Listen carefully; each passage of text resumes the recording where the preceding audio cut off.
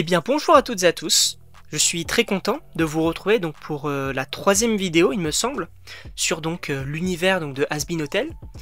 Et c'est vrai donc voilà, donc mes amis qui pareil donc apprécient cette série m'ont conseillé de faire donc dans un premier temps un top donc sur les personnages donc, de la série, ce qu'on va faire donc maintenant, mais également un top concernant donc les musiques de la série. Et en réalité je ne vais pas faire de vidéo top musique donc de la série Hazbin Hotel parce que en réalité, alors oui il y en a que j'aime plus que d'autres, mais globalement je les adore toutes.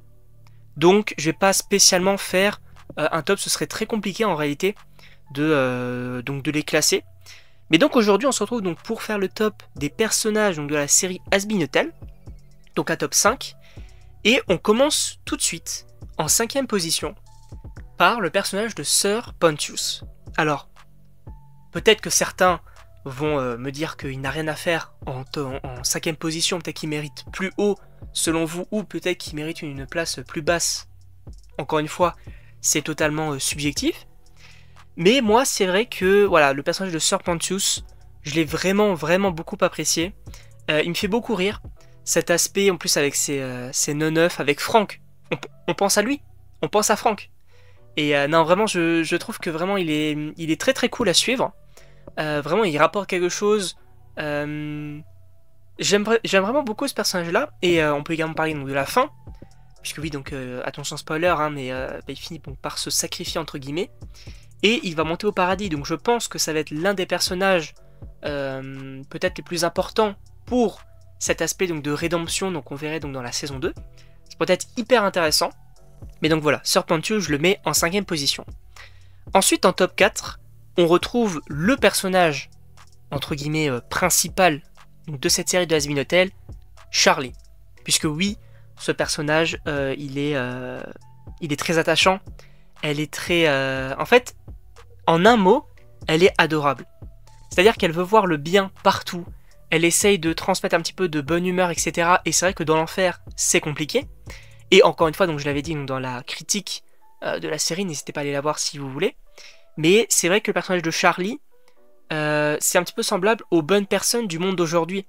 C'est-à-dire que Charlie, elle essaye donc d'apporter un petit peu de bonne humeur, de joie, de gentillesse dans l'enfer. Et c'est un petit peu semblable aux personnes entre guillemets bienveillantes d'aujourd'hui, qui premièrement se font rares, et c'est compliqué. Donc rien que pour ça, donc je la mets en top 4, sachant que bien évidemment on peut parler de sa puissance aussi, puisque oui, peut-être qu'elle néglige sa puissance, parce que voilà, elle a quand même, comme son père lui dit, le pouvoir suprême, ce qui est assez intéressant. Et donc du coup voilà, moi je la mets en top 4, sachant qu'on va passer maintenant donc au top 3, et donc le numéro 3, je mets Adam. Alors je vous vois venir tout de suite, Adam ce n'est pas un personnage avec qui je suis d'accord, avec ce qu'il fait, avec ce qu'il dit. C'est juste qu'en réalité, c'est un personnage que j'adore parce qu'il me fait extrêmement rire. Il n'a pas forcément beaucoup d'apparitions, de dialogues donc dans la saison 1, mais c'est vrai que quand il est là, il me fait extrêmement rire. Il est extrêmement puissant puisqu'il a quand même réussi donc, à battre Alastor, qui est quand même le démon de la radio, un des démons les plus puissants de l'enfer. Et vraiment, je le trouve très cool. Cet aspect de, en fait, je suis le premier homme, donc je fais ce que je veux en fait. Je suis un petit peu le roi, et c'est vraiment hyper intéressant. J'aime vraiment beaucoup ce personnage-là. Donc voilà, en top 3, Adam. Maintenant, on a le top 2, et bien sûr le top 1. C'était, je vais pas vous mentir, c'était pas du tout compliqué de classer, puisque je pense que vous connaissez peut-être mon top 1. Et on va parler tout de suite donc, du top 2, Lucifer. Lucifer, alors je sais que c'est le personnage préféré de beaucoup de monde, et je comprends totalement pourquoi.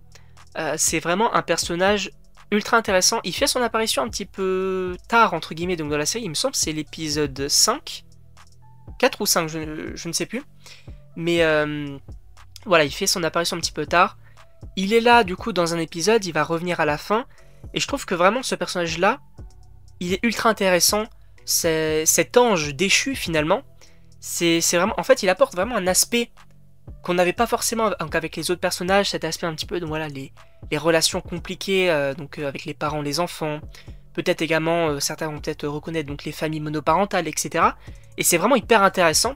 Et encore une fois, qu'est-ce qu'il est stylé.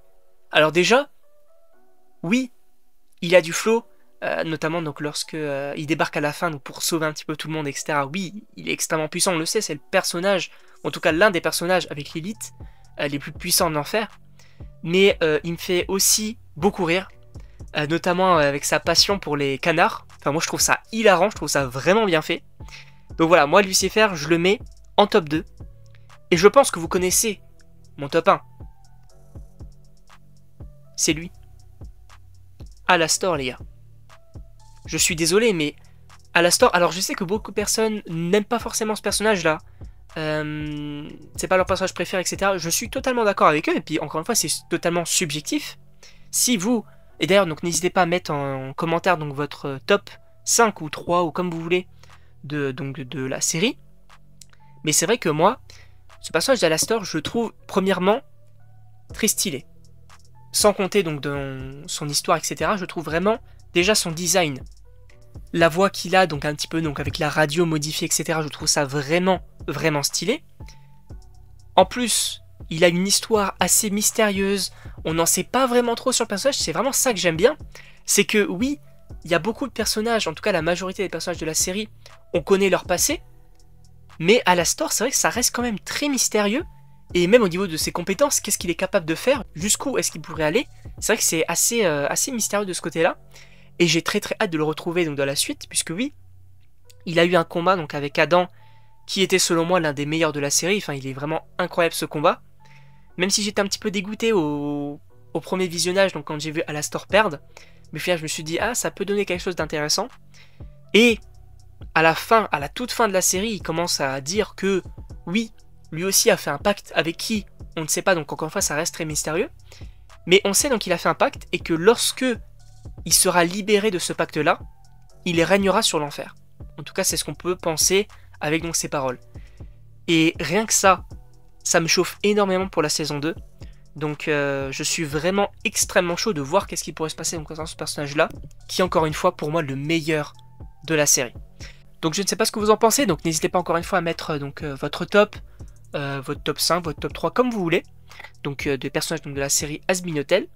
Et donc moi, il ne me reste plus qu'à vous dire à la prochaine pour une prochaine vidéo.